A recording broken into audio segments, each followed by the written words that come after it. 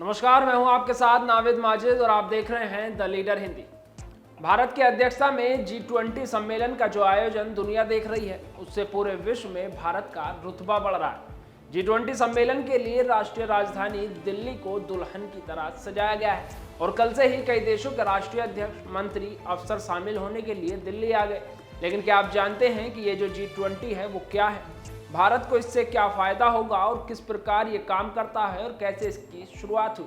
तो चलिए जानते हैं। G20 यानी कि ग्रुप ऑफ 20, जिसमें 19 देश और एक यूरोपीय संघ शामिल है, जो साल में एक बार एक सम्मेलन के लिए इकट्ठा होते हैं और दुनिया भर के आर्थिक मुद्दों के साथ साथ जलवायु परिवर्तन, सतत विकास, स्वास्थ्य, कृषि, ऊर्जा, भ्रष्टाचार विरोध और पर्यावरण जैसे मुद्दों पर चर्चा करते हैं।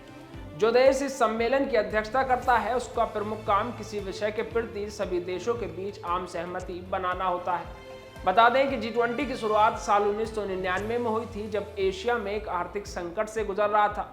इसी के मद्देनजर जर्मनी में G8 देशों की बैठक का आयोजन हुआ। बैठक के बाद G20 का गठन किया गया।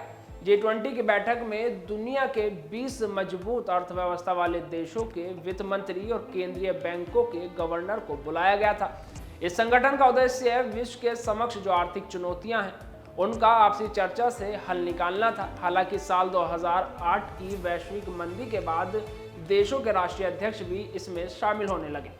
बता दें कि G20 आर्थिक सहयोग का एक प्रमुख मंच है। गौरतलब है कि G20 समूह का कोई फिक्स सचिवालय नहीं है। सभी 19 देशों और यूरोपीय यूनियन के बीच एक खास तरह की रोटेशन प्रणाली चलाई जाती है। उसी के जरिए नए अध्यक्ष का चुनाव किया जाता है। इस दौरान कुल 17 G20 बैठकों का आयोजन हो चुका है और नई दिल्ली में 18वां G20 शिखर सम्मेलन हो रहा है। और इसके काम करने की बात करें तो G20 में दो तरह के समांतर ट्रैक होते हैं। इसमें पहला वित्त ट्रैक और दूसरा शेरपा ट्रैक है। वित्त ट्रैक का नेतृत्व वित्त मंत्री और सेंट्रल बैंक के गवर्नर करते हैं, वहीं शेरपा ट्रैक का शेरपा द्वारा नेतृत्व किया जाता है। बता दें कि यहाँ शेरपा का अर्थ उच्च रैंक वाले सरकारी अधिकारी और डिप्लोमेट होते हैं, जो अपने देश के प्रतिनिधि मंडल की मीटिंग और सम्मेलनों की योजना बनाने में महत्वपूर्ण भूमिका निभाते हैं। लोगों के दिमाग में सवाल आता है कि G20 से भारत को क्या फायदा होगा। तो बता दें कि भारत को आज़ाद हुए 76 साल हो चुके हैं। इस दौरान देश ने कई उपलब्धियां हासिल की। हम आज कई क्षेत्रों में टॉप 5 में हैं, कई में टॉप 3, तो कुछ जगहों पर टॉप पर है।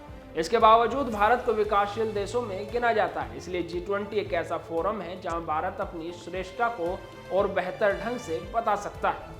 फिलहाल के लिए इतना ही। ये वीडियो आपको कैसी लगी हो कमेंट बॉक्स में ज़रूर बताइए और हमारे चैनल को लाइक, शेयर और सब्सक्राइब करना ना भूलिए। धन्यवाद।